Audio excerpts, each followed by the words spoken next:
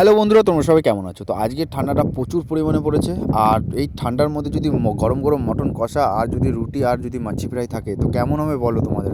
তো ভিডিওটা লাস্ট অবধি দেখতে থাকো, তো সবই বুঝতে পারবে। যাই হোক, প্রতিদিনের মতোই আমি ডিউটি শেষ করে রুমে আছি, তারপরে স্নান টান করে ফ্রেশ হয়ে নিই আর প্যান্ট জামা পরে যখন চলে যাই লন্ড্রিতে সোজা, কারণ আগের দিনের নোংরা কাপড় দেওয়া ছিল সেগুলো সব নিয়ে আমি রুমে রাখতে হবে আর আজকেরটা আবার দিয়ে দিতে হবে। এটা হচ্ছে ডেলি রুটিন।